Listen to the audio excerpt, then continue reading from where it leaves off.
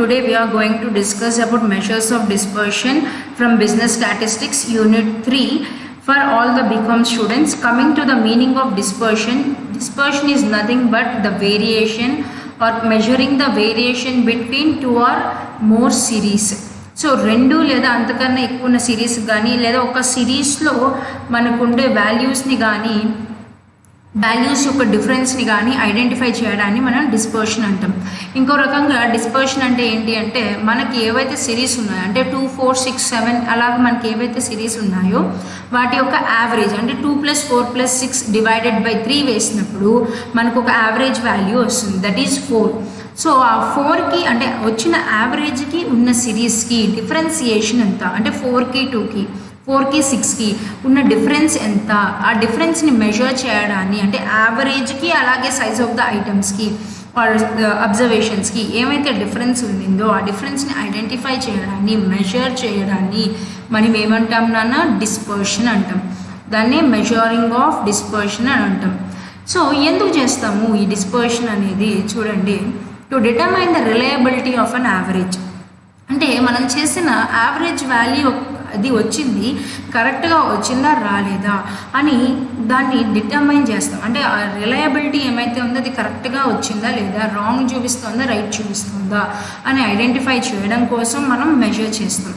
So next one, to compare the variability of 2 or more series. So సిరీస్లో ఏవైతే differentiations ఉన్నాయో వాటిని compare చేయడానికి మనం ఈ డిస్పర్షన్ అనే దాన్ని వాడుకుంటాం. తర్వాత to facilitate use of other statistical measures. So other statistical measures ఏవైతే ఉన్నాయో వాటిని ఈజీగా యూటిలైజ్ చేసుకోవడానికి మనం ఏం చేస్తాము అంటే ఈ డిస్పర్షన్ అనే దాన్ని వాడుకుంటాము.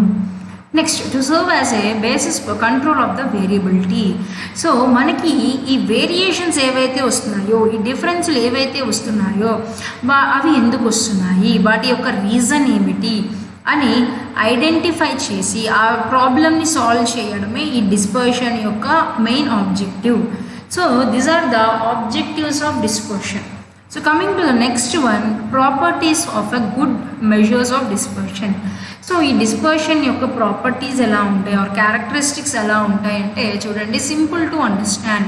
సో ఈ డిస్పర్షన్ ఏదైతే ఉందో దాన్ని అర్థం చేసుకోవడం చాలా ఈజీ, ఎవరైనా అర్థం చేసుకోగలరు. అలాగే very easy to compute. So calculate చేయడం కూడా చాలా easy.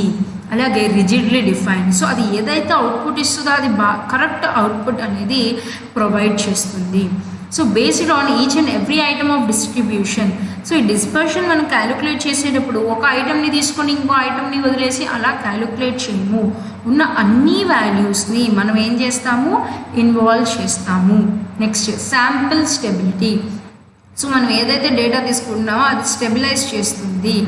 So these are the properties of good dispersion. So coming to measures of variation. So మనం చెప్పుకున్నాం కదా వేరియేషన్ని మెజర్ చేస్తుంది డిస్పర్షన్ అని.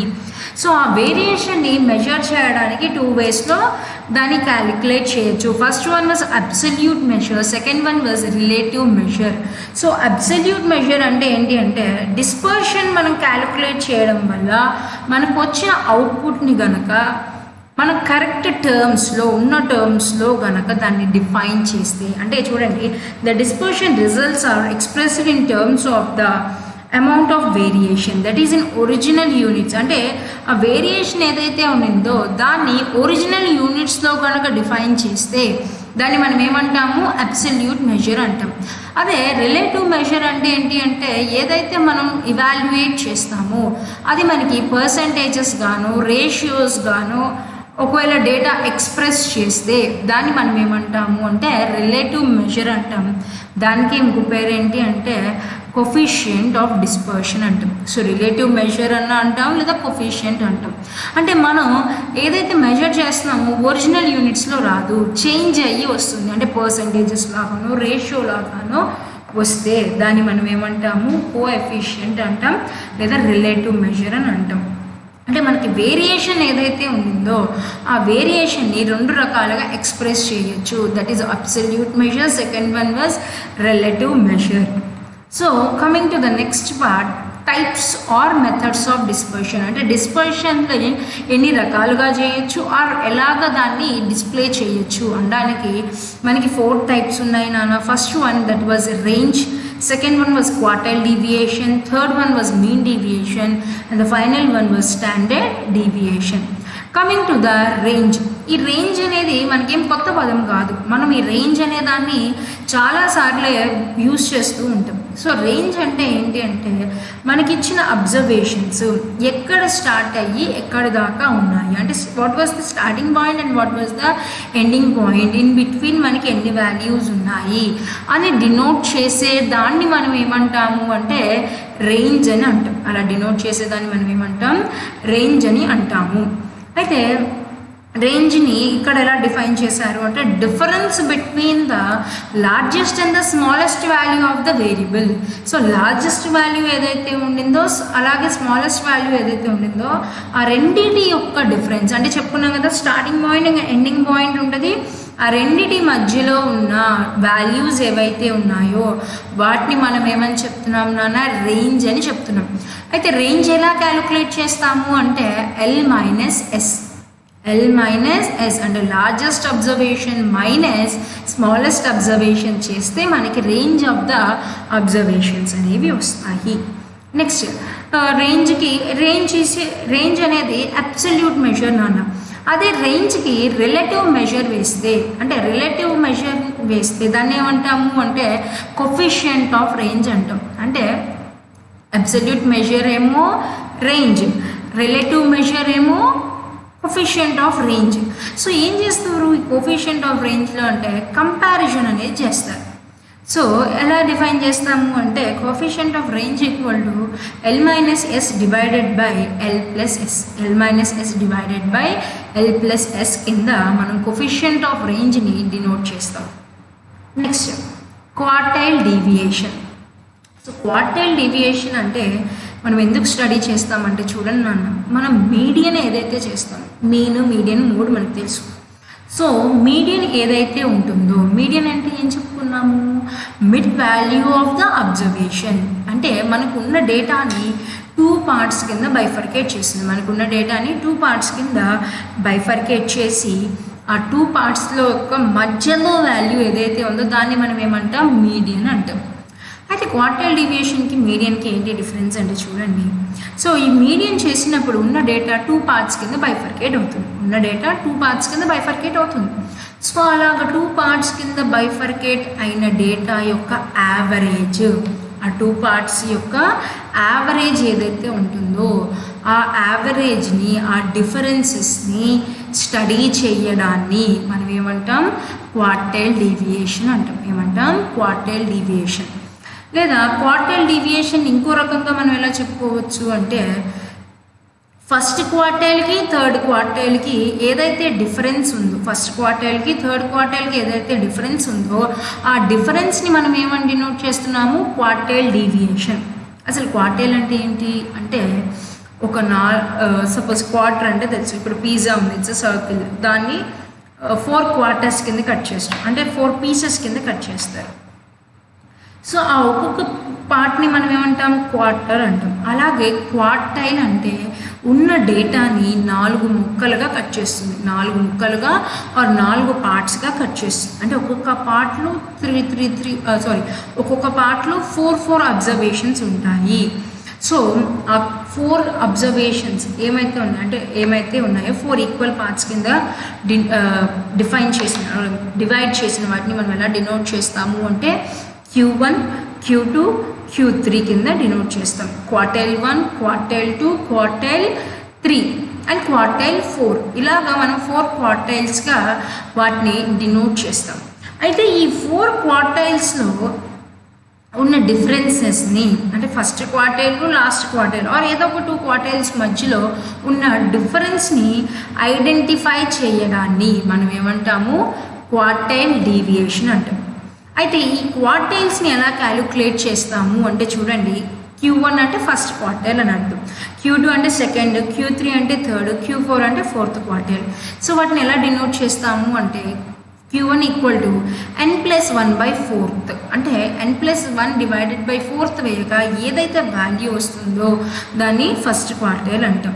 అలాగే సెకండ్ క్వార్టైల్కి ఏం చేస్తున్నాం, జస్ట్ పైన ఉన్న క్వార్టైల్ 1 × 2 చేస్తున్నాం. అలాగే క్వార్టైల్ 3కి ఏం చేస్తున్నాం, 3 × క్వార్టైల్ 1 చేస్తున్నాం.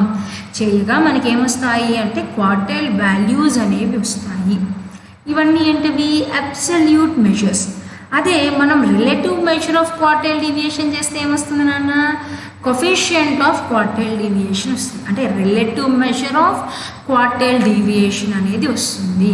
అంటే రేషియో లాగానో పర్సంటేజ్ లాగానో మనకి వాల్యూ వస్తుంది.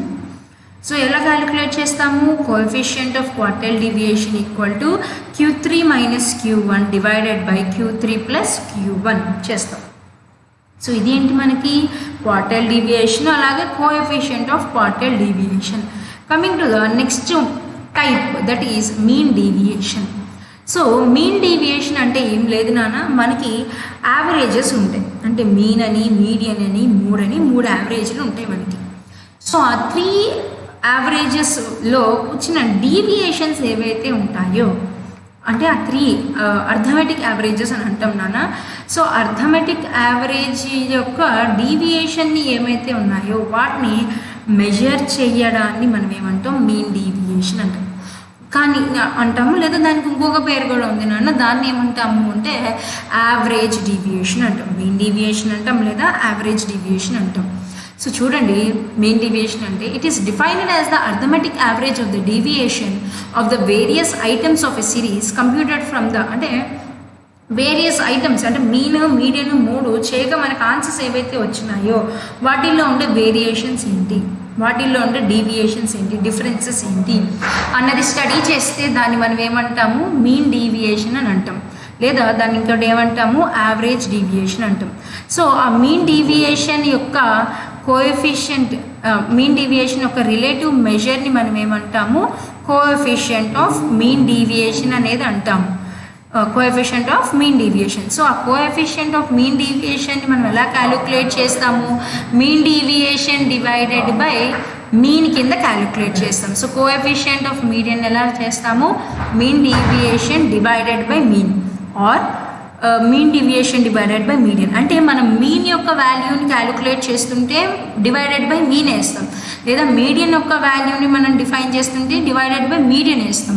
అలా కాకుండా మోడ్ యొక్క వాల్యూని డిఫైన్ చేస్తుంటే డివైడెడ్ బై మోడ్ వేస్తాం. సో మీన్ డీవియేషన్ అంటే ఏమిటి, average, arithmetic average of the deviation of various items. అంటే మీన్లో వచ్చే వేరియేషన్స్, మీడియన్లో వచ్చే వేరియేషన్స్, మోడ్లో వచ్చే వేరియేషన్స్ని మనం మెజర్ చేస్తే దాన్ని మనం ఏమంటున్నాం, మీన్ డీవియేషన్ అంటున్నాం, లేదా యావరేజ్ డీవియేషన్ అని అంటాం. సో ఆ యావరేజ్ డీవియేషన్ యొక్క రిలేటివ్ మెజర్ని మనం ఏమంటున్నాం, కోఎఫిషియంట్ ఆఫ్ మీన్ డీవియేషన్ అంటున్నాం. Next coming to the last one, standard deviation. So ఉన్న అన్ని మెథడ్స్లో కన్నా స్టాండర్డ్ డీవియేషన్ అనేది చాలా ఈజీ, అలాగే చాలా ఇంపార్టెంట్ మెథడ్. ప్రతి ఒక్కళ్ళు ఈ స్టాండర్డ్ డీవియేషన్నే యూస్ చేస్తారు.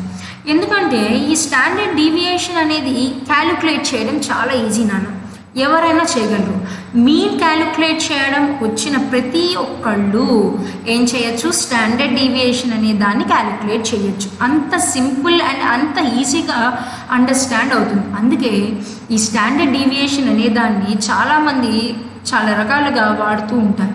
అయితే ఈ స్టాండర్డ్ డీవియేషన్ ఎవరు తీసుకొచ్చారు అంటే కార్ల్ పియర్సన్ అనే ఆయన 1893లో ఈ స్టాండర్డ్ డీవియేషన్ అనే దాన్ని తీసుకొచ్చారు.